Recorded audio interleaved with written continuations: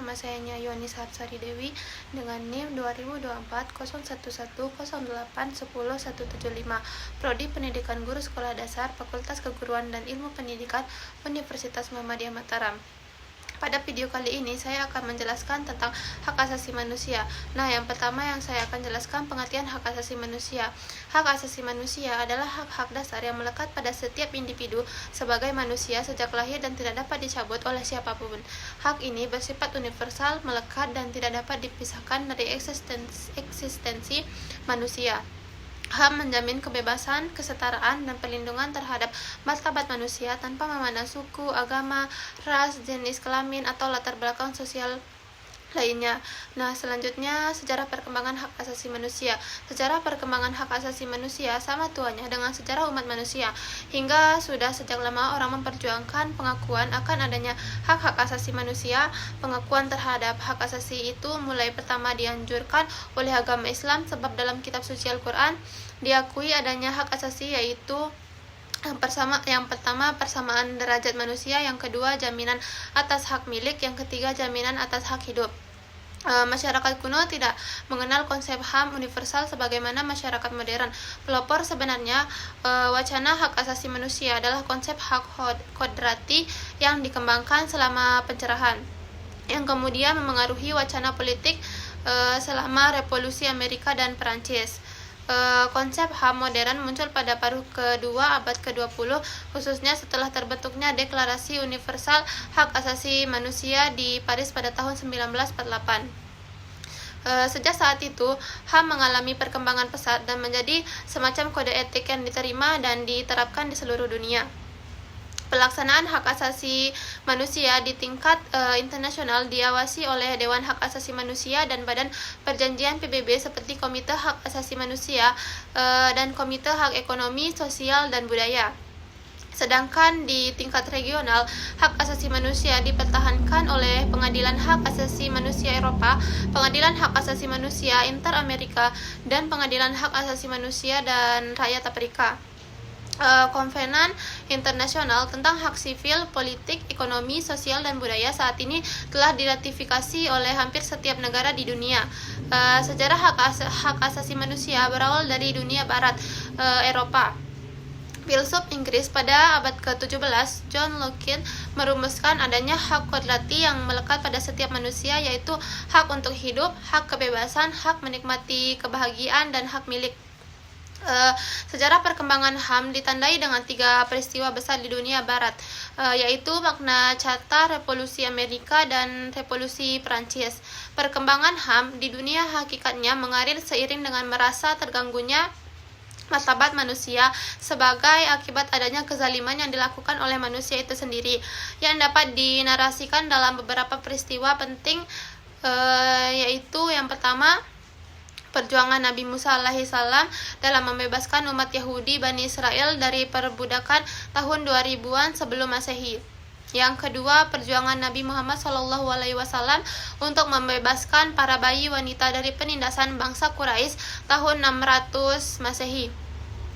Yang ketiga, Magna Carta tahun 1215 yang berisi raja tidak boleh memungut pajak tanpa seizin dengan penasehat raja, orang tidak boleh ditangkap, disiksa, atau dihukum tanpa alasan yang sah.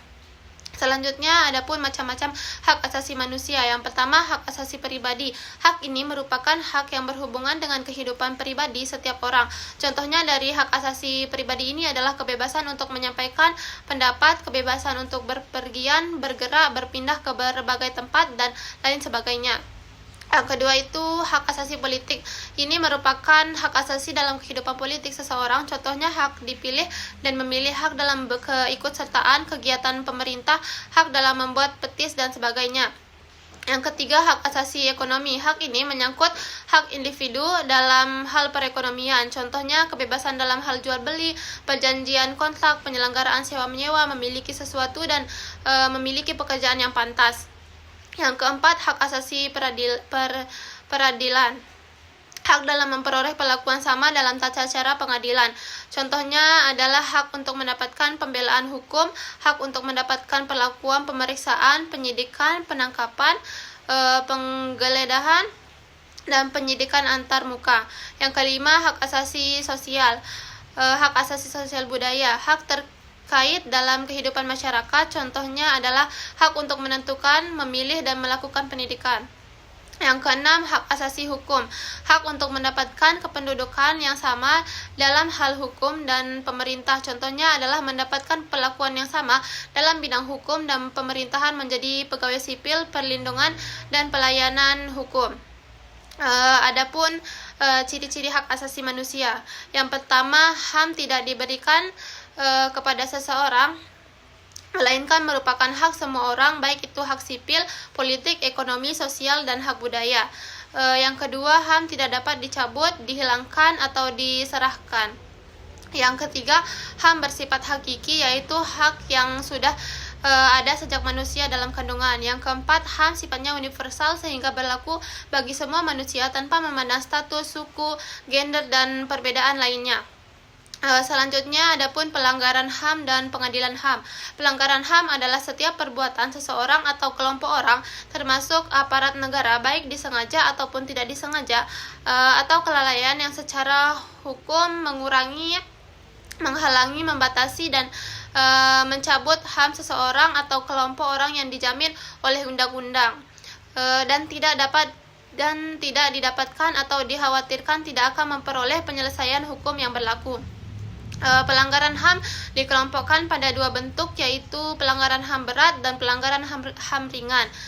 Pelanggaran HAM berat meliputi kejahatan genosida dan kejahatan kemanusiaan, sedangkan bentuk pelanggaran HAM ringan selain dari kedua bentuk pelanggaran HAM berat tersebut. Kejahatan genosida adalah setiap perbuatan yang dilakukan dengan maksud untuk menghancurkan atau memusnahkan seluruh atau sebagian kelompok, bangsa, ras, etnis, atau agama. Melakukan kejahatan genosida dengan cara yang pertama, membunuh anggota kelompok. Yang kedua, mengakibatkan penderitaan fisik atau mental yang berat terhadap anggota-anggota kelompok. Yang ketiga itu menciptakan kondisi kehidupan kelompok yang akan mengakibatkan kemusnahan secara fisik, baik seluruh atau sebagiannya. Sedangkan kejahatan kemanusiaan adalah suatu perbuatan yang dilakukan dengan serangan yang meluas dan sistematis. Meluas artinya yang menjadi korban banyak sejumlah orang. Sedangkan sistematis artinya kejahatan tersebut dilakukan secara terencana dan melibatkan lembaga atau aparat pemerintah. Serangan yang dimaksud ditunjukkan secara langsung terhadap penduduk sipil berupa yang pertama, pembunuhan, yang kedua pemusnahan, yang ketiga perbudakan, yang keempat pengusiran atau pemindahan penduduk secara paksa, yang kelima perampasan kemerdekaan atau perampasan kebebasan fisik lain secara sewenang-wenang yang melanggar asas-asas ketentuan pokok hukum internasional. Yang keenam, penyiksaan. Pelanggaran terhadap HAM dapat dilakukan oleh baik aparatur negara maupun bukan aparatur negara, karena penindakan terhadap pelanggaran HAM tidak boleh hanya ditunjukkan terhadap aparatur negara. Penindakan terhadap pelanggaran HAM melalui dari penyelidikan, penuntutan, dan persidangan terhadap pelanggaran yang terjadi harus bersifat non-diskriminatif dan berkeadilan. Pengadilan HAM merupakan pengadilan khusus yang berada di lingkungan pengadilan umum. Selanjutnya, adapun tantangan hak asasi manusia. Nah, tantangan dalam pelindungan dan penerapan hak asasi manusia dapat timbul dari berbagai faktor dan konteks. Ada beberapa tantangan umum yang dihadapi dalam HAM di Indonesia. Yang pertama, ketidakpatuhan hukum.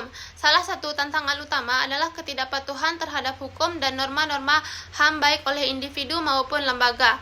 Hal ini dapat mencakup tindakan diskriminatif, penggunaan kekerasan yang tidak sah, dan pelanggaran hak-hak individu oleh aparat keamanan atau pihak-pihak non-negara. Yang kedua, ketimpangan dan diskriminasi. Ketimpangan sosial, ekonomi, dan politik seringkali menjadi faktor yang menyebabkan diskriminasi dan pelanggaran HAM. Diskriminasi berdasarkan ras, agama, jenis kelamin, orientasi seksual, disabilitas, atau faktor lainnya masih menjadi tantangan serius di banyak negara. Yang ketiga, kekerasan dan konflik. Kekerasan dan konflik bersenjata dapat menjadi hambatan utama dalam perlindungan HAM. Di daerah yang terkena konflik sering terjadi pelanggaran serius terhadap hak-hak individu, termasuk pembunuhan, penyiksaan, pemerkosaan, pengusiran paksa, dan penghilangan paksa. Yang keempat, kurangnya kapasitas dan sumber daya. Kurangnya kapasitas sumber daya dan pelatihan yang memadai dalam sistem peradilan dan lembaga penegak hukum dapat menjadi kendala dalam penegakan HAM. Kurangnya keahlian dan kurangnya akses terhadap sumber daya juga dapat menghambat upaya perlindungan HAM oleh lembaga swadaya masyarakat. Yang kelima, tantangan teknologi. Perkembangan teknologi informasi dan komunikasi telah membawa tantangan baru dalam perlindungan HAM, penyebaran hoaks dan kebencian online. Pelanggaran privasi dan pengawasan massa menjadi isu yang memerlukan pendekatan dan perlindungan HAM yang sesuai dengan era digital. Yang keenam, keterbatasan kebebasan ekspresi. Beberapa negara membatasi kebebasan berekspresi, kebebasan berekspresi dan kebebasan berkumpul secara damai. Undang-undang dan kebijakan yang melanggar atau membatasi hak-hak ini dapat menjadi hambatan dalam penerapan HAM. Yang ketujuh, tantangan budaya dan tradisi. Beberapa praktik budaya, tradisi, atau norma sosial dapat bertentangan dengan prinsip HAM universal. Memperjuangkan hak-hak individu dalam konteks seperti seringkali menghadapi tantangan yang signifikan. Pemerintah, lembaga internasional, lembaga swadaya masyarakat, dan masyarakat secara umum harus terus bekerja sama untuk mengatasi tantangan ini dan memastikan perlindungan dan penghormatan yang lebih baik terhadap HAM di seluruh dunia. Selanjutnya, adapun contoh kasus pelanggaran HAM di Indonesia. Sejumlah jenderal dibunuh dalam peristiwa 30 September tahun 1965. Pemerintahan Orde Baru kemudian menuding Partai Komunis Indonesia sebagai biang keroknya. Lalu pemerintah saat itu membubarkan organisasi tersebut dan melakukan razia terhadap simpatisnya. Razia itu dikenal dengan Operasi Pembersihan PKI. Komnas HAM memperkirakan 500.000 hingga 3 juta warga tewas dibunuh saat itu. Ribuan lainnya diasingkan dan jutaan orang lainnya harus hidup di bawah bayang-bayang cap PKI selama bertahun-tahun. Dalam peristiwa ini, Komnas HAM balik menuding Komda, Koperasi Pemulihan Keamanan, dan semua panglima militer. Namun penanganannya lamban. Tahun 2013 lalu, Kejaksaan mengembalikan berkas ke Komnas HAM dengan alasan data kurang lengkap. Mungkin itu saja yang bisa saya sampaikan mengenai HAM. Kurang lebihnya saya mohon maaf. Wassalamualaikum warahmatullahi wabarakatuh.